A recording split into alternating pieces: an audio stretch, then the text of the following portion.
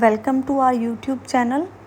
ਅੱਜ ਆਪਾਂ growth and development ਦੇ ਡਿਫਰੈਂਸ ਬਾਰੇ ਪੜਾਂਗੇ। ਬਹੁਤ ਇੰਪੋਰਟੈਂਟ ਟੌਪਿਕ ਆ।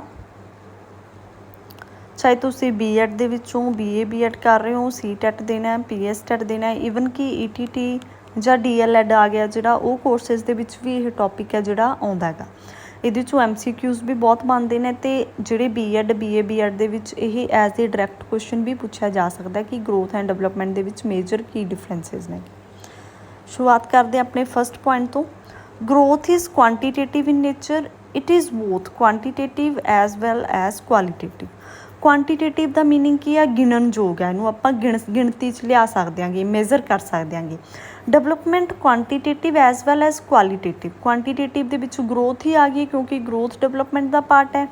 ਕੁਆਲੀਟੇਟਿਵ ਆਪਾਂ ਪਹਿਲਾਂ ਵੀ ਕਿਹਾ ਸੀ ਗੁਣਨਾਤਮਕ, ਕਿ ਆਪਾਂ ਗੁਣਾਂ ਦੀ ਜਿਹੜੀ ਉਹ ਹੈਗੀ ਜਜਮੈਂਟ ਕਰ ਸਕਦੇ ਹਾਂਗੇ। ਲਾਈਕ ਕਿ ਕੋਈ ਕਿੰਨਾ ਇੰਟੈਲੀਜੈਂਟ ਹੋਊਗਾ, ਕਿੰਨੀ ਕਿਸੇ ਦੀ ਆਪਾਂ ਕਹਿ ਸਕਦੇ ਹਾਂਗੇ ਸੋਚਣ ਦੀ ਸ਼ਕਤੀ ਹੋਊਗੀ, ਹੈ ਨਾ, ਲਾਈਕ ਦਿਸ। ਡਿਵੈਲਪਮੈਂਟ ਕਿੰਨੀ ਹੋਊਗੀ। ਸੈਕਿੰਡ ਆ ਗਿਆ growth refers to physical changes. Physical changes ਜਿਹੜੇ ਤੁਹਾਡੀ ਬੋਡੀ 'ਚ ਚੇਂਜਿਸ ਆ ਰਹੇ ਨੇ, ਚਾਹੇ ਤੁਸੀਂ ਹਾਈਟ ਇਨਕਰੀਜ਼ ਕਰ ਰਹੀ ਹੈ, ਤੁਹਾਡੀ ਸਾਈਜ਼ ਵੇਟ ਇਨਕਰੀਜ਼ ਕਰ ਰਿਹਾ, ਲੈਂਥ ਵਿਡਥ, ਹੈ ਨਾ, ਵੇਟ ਐਟਸੈਕਟਰਾ, ਇਹ ਜਿੰਨੇ ਵੀ ਚੇਂਜਿਸ ਆ ਗਏ ਆਪਣੀ ਬੋਡੀ ਦੇ ਵਿੱਚ, ਉਹ ਸਾਰੇ ਕੀ ਆ ਗਏ? ਗਰੋਥ ਨਾਲ ਰਿਲੇਟਡ ਆ ਗਏ। ਡਿਵੈਲਪਮੈਂਟ ਇਜ਼ ਓਵਰਆਲ ਚੇਂਜਿਸ, ਜਿਹਦੇ ਵਿੱਚ ਫਿਜ਼ੀਕਲ ਵੀ ਆ ਜਾਣਗੇ, ਸੋਸ਼ਲ ਵੀ ਆ ਜਾਣਗੇ, ਇਮੋਸ਼ਨਲ ਵੀ ਆ ਜਾਣਗੇ, ਹੈ ਨਾ। ਹਰ ਇੱਕ ਤਰ੍ਹਾਂ ਦਾ ਚੇਂਜ ਆ ਗਿਆ ਜਿਹੜਾ, ਉਹ ਕੀ ਹੋਊਗਾ? ਜਿਹੜੀ ਆਪਣੀ ਫੰਕਸ਼ਨਿੰਗ ਨੂੰ ਇੰਪਰੂਵ ਕਰਦਾ, ਤੁਹਾਡੇ ਕੰਮ ਕਰਨ ਦੀ ਸਕਿੱਲ ਨੂੰ ਇੰਪਰੂਵ ਕਰੂਗੀ ਜਿਹੜੀ ਚੀਜ਼, ਉਹ ਡਿਵੈਲਪਮੈਂਟ ਹੈ। Growth is purely physical sense, no doubt growth ਸਿਰਫ ਔਰ ਸਿਰਫ ਫਿਜ਼ੀਕਲ ਹੈ। ਡਿਵੈਲਪਮੈਂਟ ਇਜ਼ ਓਵਰਆਲ ਫਿਜ਼ੀਕਲ ਵੀ, ਮੈਂਟਲ ਵੀ, ਇਮੋਸ਼ਨਲ ਵੀ, ਸੋਸ਼ਲ ਵੀ, ਮੋਰਲ ਵੀ। ਹਰ ਇੱਕ ਤਰ੍ਹਾਂ ਦੀ ਡਿਵੈਲਪਮੈਂਟ। ਮੋਰਲ ਕੀ ਹੁੰਦਾ? ਜਦੋਂ ਤੁਹਾਨੂੰ ਇਹ ਪਤਾ ਹੋਵੇ ਸਹੀ ਕੀ ਆ, ਗਲਤ ਕੀ ਆ, ਗੁੱਡ ਕੀ ਆ, ਬੈਡ ਕੀ ਆ, ਠੀਕ ਹੈ। Growth is a part of developmental process. ਆਪਾਂ ਪਹਿਲਾਂ ਵੀ ਕੀਤਾ ਕਿ ਗਰੋਥ ਤਾਂ ਡਿਵੈਲਪਮੈਂਟ ਦਾ ਹੀ ਪਾਰਟ ਹੈਗਾ। ਡਿਵੈਲਪਮੈਂਟ ਕੀ ਹੈ? ਇੱਕ ਕੰਪਲੈਕਸ ਅਤੇ ਕੰਪਰੀਹੈਂਸਿਵ ਫਿਨੋਮੀਨਾ ਹੈਗਾ ਕਿ ਇਹਦੇ ਵਿੱਚ ਹਰ ਇੱਕ ਆਸਪੈਕਟ ਆ ਜਾਂਦਾ, ਵਿਆਪਕ ਹੈ ਇਹ। ਕੰਪਰੀਹੈਂਸਿਵ ਦਾ ਮਤਲਬ ਹੁੰਦਾ ਵਿਆਪਕ, ਸਰਬ ਵਿਆਪਕ, ਠੀਕ ਹੈ। Growth is limited to certain age, it stops when maturity has been attained. ਜਦੋਂ ਤੁਸੀਂ ਪ੍ਰੋਪਰਲੀ ਮੈਚਿਓਰ ਹੋ ਜਾਂਦੇ ਹੋ, ਉਸ ਤੋਂ ਬਾਅਦ ਜਿਹੜੀ ਗਰੋਥ ਹੈ ਉਹ ਰੁਕ ਜਾਂਦੀ ਹੈਗੀ। ਬਟ ਡਿਵੈਲਪਮੈਂਟ ਕੰਟੀਨਿਊਸ ਪ੍ਰੋਸੈਸ ਹੈ till the end of life. ਤੁਸੀਂ ਕੁਛ ਨਾ ਕੁਛ ਸਿੱਖਦੇ ਹੀ ਰਹਿੰਦੇ ਹੋ, ਤੁਹਾਡੀ ਕਿਸੇ ਨਾ ਕਿਸੇ ਐਂਗਲ ਤੋਂ ਡਿਵੈਲਪਮੈਂਟ ਹੁੰਦੀ ਹੀ ਰਹਿੰਦੀ ਹੈਗੀ। ਨੈਕਸਟ ਆ ਗਿਆ changes produced by growth can be observed and measured directly. ਜਿੰਨੇ ਵੀ ਚੇਂਜਿਸ ਪ੍ਰੋਡਿਊਸ ਹੁੰਦੇ ਨੇ ਡਿਊ ਟੂ ਗਰੋਥ, ਉਹਨਾਂ ਨੂੰ ਆਪਾਂ ਡਾਇਰੈਕਟਲੀ ਮੇਜ਼ਰ ਕਰ ਸਕਦੇ ਹਾਂਗੇ। ਬਟ ਡਿਵੈਲਪਮੈਂਟ ਨੂੰ ਆਪਾਂ ਸਿਰਫ ਫੰਕਸ਼ਨਿੰਗ ਤੋਂ ਦੇਖ ਸਕਦੇ ਹਾਂਗੇ।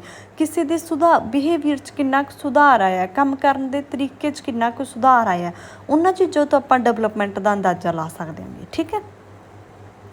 ਨੈਕਸਟ ਆ ਗਿਆ growth is an external process. Growth external process ਹੈ, ਦਿਖਦੀ ਹੈਗੀ ਆਪਾਂ ਨੂੰ, ਆਊਟਰ ਲੁੱਕ ਹੈ ਨਾ।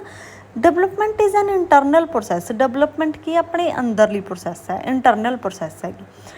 ਉੱਤੇ ਆ ਰਹਿ ਗਿਆ growth focus only on one aspect that is increase in child's body size. ਕਿ ਸਿਰਫ ਗਰੋਥ ਕਿਸ ਚੀਜ਼ ਨਾਲ ਰਿਲੇਟ ਕਰਦੀ ਹੈ ਕਿ ਬੱਚੇ ਦਾ ਜਿਹੜਾ ਸਰੀਰ ਦਾ ਆਕਾਰ ਹੈ ਉਹ ਕਿਵੇਂ ਬਦਲ ਰਿਹਾ ਹੈਗਾ।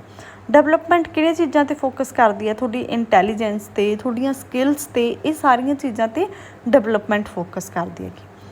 Growth is structural. Growth is structural. Structural ਮਤਲਬ ਇੱਕ ਢਾਂਚਾ ਇਹਦਾ, ਹੈ ਨਾ, ਜਿਹੜਾ ਫਿਕਸ ਹੈ।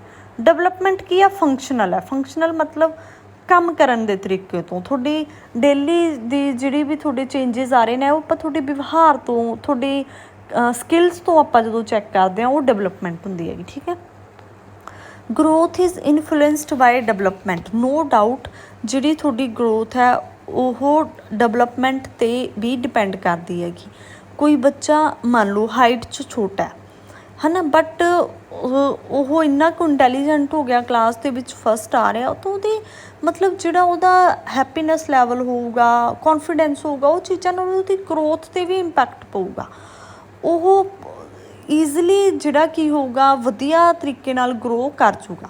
But development is independent, it does not depend upon growth. But ਆਪਾਂ ਇਹ ਨਹੀਂ ਕਹਿ ਸਕਦੇ ਇਹਦੇ ਓਪੋਜ਼ਿਟ ਕਿ ਜੋ ਕੋਈ ਬੱਚਾ ਹਾਈਟ 'ਚ ਛੋਟਾ ਹੈ ਤਾਂ ਉਹ ਇੰਟੈਲੀਜੈਂਟ ਨਹੀਂ ਹੋ ਸਕਦਾ।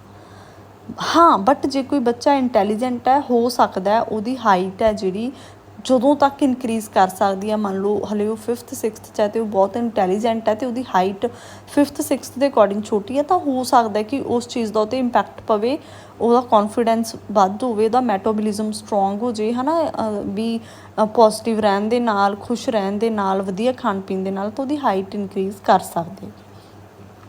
ਨੈਕਸਟ ਆ ਗਿਆ, growth can be influenced by both genetic and environment factors such as nutrition and exercise। ਮੈਂ ਪਹਿਲਾਂ ਵੀ ਕਿਹਾ ਕਿ ਜੈਨੇਟਿਕ ਫੈਕਟਰਸ 'ਤੇ ਵੀ ਡਿਪੈਂਡ ਕਰਦੀ ਆ, ਤੁਹਾਡੀ ਫੈਮਿਲੀ ਦੇ ਜਿਹੜੇ ਕਰੈਕਟਰਸ ਨੇਗੇ, ਜਿਹੜੇ ਵੀ ਰਹਿ ਰਹੇ ਨੇਗੇ, ਉਹਨਾਂ ਦੇ ਜਿਹੜਾ ਫਿਜ਼ੀਕਲ ਜਿਹੜਾ ਸਟਰਕਚਰ ਆ ਉਹ ਕਿਵੇਂ ਦਾ ਹੈਗਾ, ਕਿਸੇ ਦੀ ਆਈਜ਼ ਕਿਵੇਂ ਦੀਆਂ ਨੇ, ਹੇਅਰ ਕਿਵੇਂ ਦਾ, ਉਸ ਚੀਜ਼ 'ਤੇ ਵੀ ਡਿਪੈਂਡ ਕਰਦੀ ਆ। ਪਲੱਸ ਇਨਵਾਇਰਮੈਂਟਲ ਫੈਕਟਰਸ 'ਚ ਵੀ ਜਿਹੜੇ ਤੁਹਾਡਾ ਇਨਵਾਇਰਮੈਂਟ ਆ ਉਹ ਕਿਵੇਂ ਦਾ, ਦੋਨਾਂ ਚੀਜ਼ਾਂ 'ਤੇ ਡਿਪੈਂਡ ਕਰਦੇ, ਤੁਸੀਂ ਖਾ ਕੀ ਰਹੇ ਹੋਗੇ, ਪਲੱਸ ਤੁਸੀਂ ਕਿੰਨੀ ਕੁ ਐਕਸਰਸਾਈਜ਼ ਕਰ ਰਹੇ ਹੋਗੇ, ਹੈ ਨਾ। ਜਿਹੜੇ ਡਿਵੈਲਪਮੈਂਟ ਹੈ, it is influenced by wider range of factors. ਇਹ ਇਕੱਲੇ ਇਹਨਾਂ ਦੋਨਾਂ ਚੀਜ਼ਾਂ 'ਤੇ ਨਹੀਂ, ਹਰ ਇੱਕ ਚੀਜ਼ 'ਤੇ ਡਿਪੈਂਡ ਕਰਦੀ ਹੈਗੀ। ਇਨਵਾਇਰਮੈਂਟ 'ਤੇ, ਜੈਨੇਟਿਕਸ ਤਾਂ ਹੈ ਹੀ ਹੈ ਇਹਨਾਂ ਦੋਨੋਂ, ਕਲਚਰ 'ਤੇ ਵੀ ਗਰੋਥ ਜਿਹੜੀ ਹੈਗੀ ਡਿਪੈਂਡ ਕਰਦੀ ਹੈ, ਉਹ ਡਿਵੈਲਪਮੈਂਟ ਹੈ ਜਿਹੜੀ ਉਹ ਡਿਪੈਂਡ ਕਰਦੀ ਹੈਗੀ।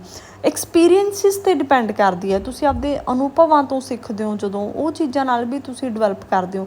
ਕਈ ਬੰਦੇ ਜਮਾਂ ਆਪਣੇ ਆਖਰੀ ਟਾਈਮ ਦੇ ਵਿੱਚ ਕੁਛ ਐਵੇਂ ਦਾ ਅਚੀਵ ਕਰ ਜਾਂਦੇ ਨੇ ਕਿ ਸਾਰੀ ਉਮਰ ਯਾਦ ਰੱਖੇ ਜਾਂਦੇ ਨੇ, ਉਹ ਆਪਣੇ ਤਜਰਬਿਆਂ ਤੋਂ ਸਿੱਖੇ ਹੁੰਦੇ ਆ, ਆਪਦੇ ਐਕਸਪੀਰੀਅੰਸਿਸ ਤੋਂ ਸਿੱਖੇ ਹੁੰਦੇ ਆ। ਉਹ ਚੀਜ਼ਾਂ ਵੀ ਉਹਨਾਂ ਦੀ ਡਿਵੈਲਪਮੈਂਟ ਨੂੰ ਕੀ ਕਰਦੀਆਂ ਨੇਗੀਆਂ, ਇਫੈਕਟ ਕਰਦੀਆਂ ਨੇਗੀਆਂ।